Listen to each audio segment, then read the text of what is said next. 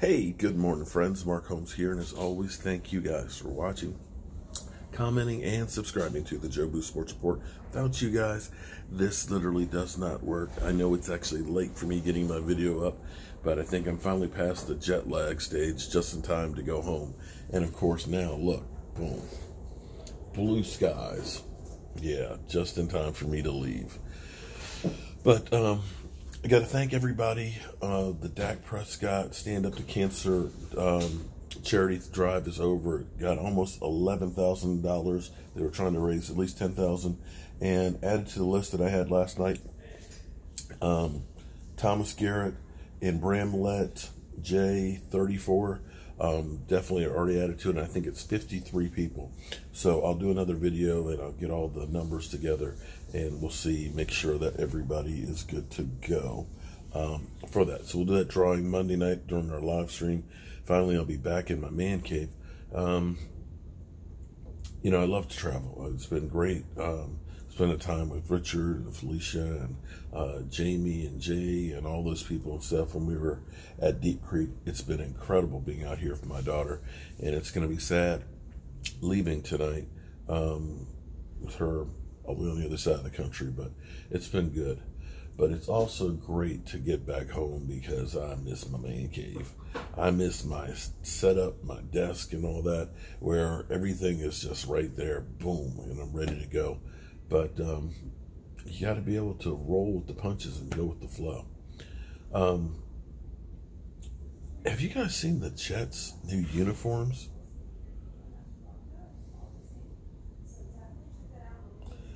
Does it remind anybody else of the Power Rangers?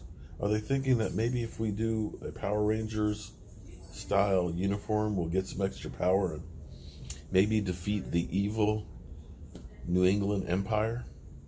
Maybe? Is that the plan? Because that is hideous. You know, as plain as the Jets' uniforms were, they were kind of classic. This reminds me of when Tampa Bay first came out with their new uniforms, and I still look at those and say, they're hideous. I mean, that looks like any given Sunday. It just does not look like the NFL, but maybe I'm just kind of old and stuck in my ways, and maybe you guys really enjoy those new fangled uniforms and stuff. I'm stuck with the classical stuff. You know, the star and the Cowboys helmet, I'm good with. You know, the basic uniform that's not a whole lot of, just give me that. But that's where I'm old school. But here's an interesting thing here. Stephen A. Smith. Stephen A. Smith is in line to be the highest paid personality on ESPN. Stephen A. Smith. Wow. And a lot of Cowboy fans don't like Stephen A. because they say he's just a Cowboy hater. He's not necessarily a hater, because it's been my contention for years that he absolutely positively loves the Dallas Cowboys. The reason why he's going to be the highest paid ESPN personality is because of the hate, or the fake hate, the drama for your mama that he puts out there against the Dallas Cowboys.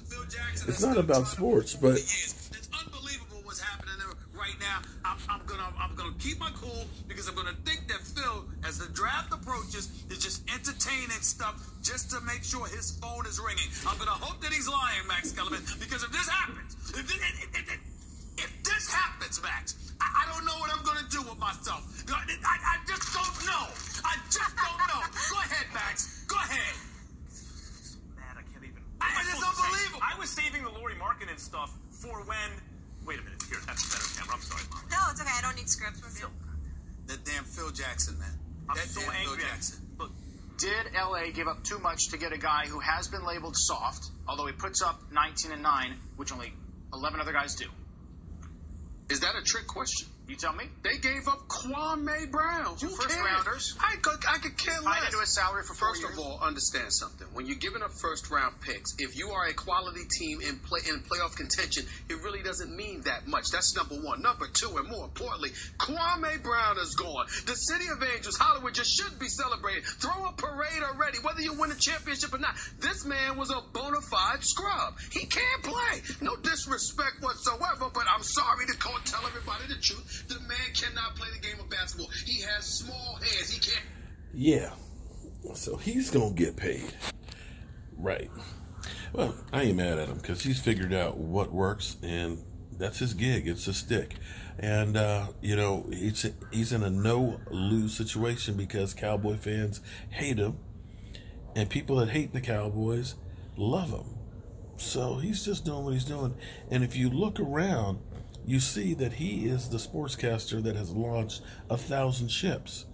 Because now everybody realizes the best thing we got going on is talking bad about the Dallas Cowboys. People will listen. People will follow into it. People will get passionate about it. So that's where we are with Stephen A. Smith. And that's why the press is always negative against us.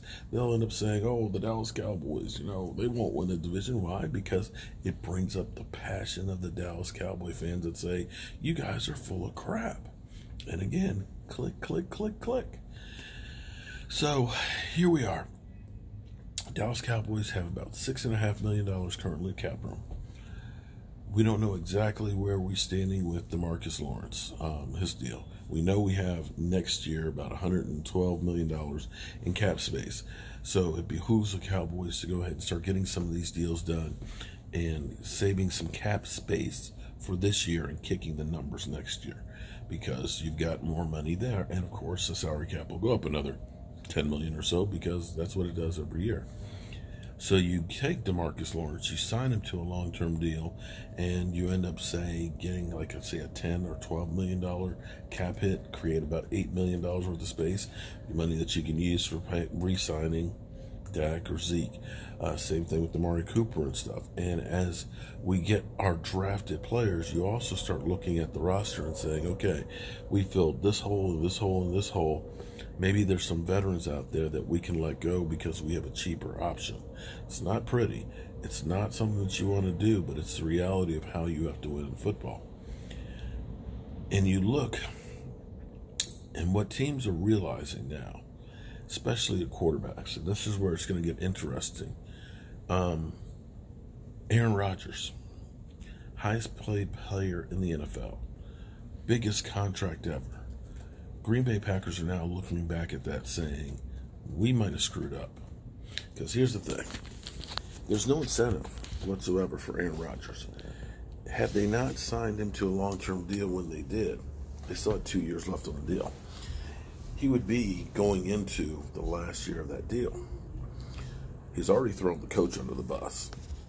We know he's a diva, and talking to some people that I know around the NFL, Arron Rodgers isn't the easiest guy to get along with. In fact, some people will say he's an ass. And now that he's been paid and that Green Bay cannot trade him, nobody's going to take on that contract, and that he's had injury history, the Green Bay Packers may have really screwed their future up right now because basically Arron Rodgers can just kind of say, you know what, I don't give a F, and what are y'all going to do about it? He's got all the power.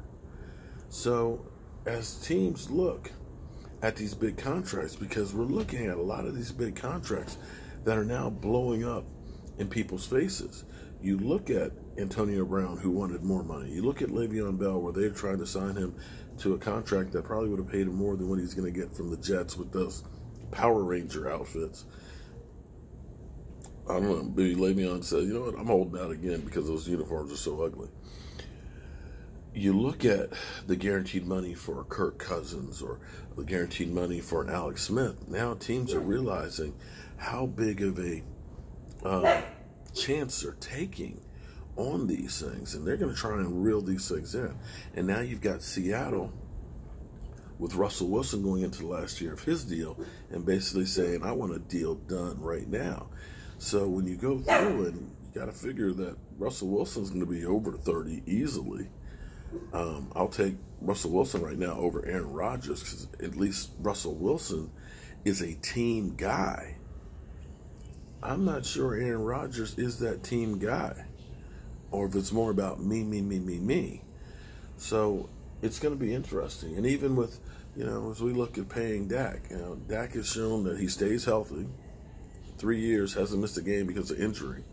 The only thing he's had was a hurt hand, and I think that actually led to some of those bad games he had in 2017, where he literally got pounded in the ground. And if you got sacked 8 times the way he did by Claiborne and didn't go down, you got to say that he's pretty tough. He's pretty tough. And finding quarterbacks, as we know, is not an easy thing. You know, here it is. The Washington Redskins are looking at trying to make a move for Josh Rosen after reaching for Case Keenum, having Alex Smith. The Redskins are going to have over $40 million tied up in quarterbacks just for this season, and still really don't have a quarterback. So when you get one that's good, you've got to hold on to them. But you also have to have enough money to surround them with talent to be successful. And that's the problem they have in Green Bay. Arron Rogers doesn't have enough talent around him because of the money they're paying him, and because the team got old, to keep going. So we'll see what happens with all that. So as always, friends, I want to thank you guys for watching, commenting, and subscribing to the Joe Boo Sports Report. Without you guys, this doesn't work. I will see you, I'm sure, throughout the day, and tonight I will be on a big old jet airliner heading back home, which is going to make it a little harder to do a live stream because I'll be at the airport. But maybe while I'm sitting in the airport, we'll do a little live stream there. I'll see you guys soon.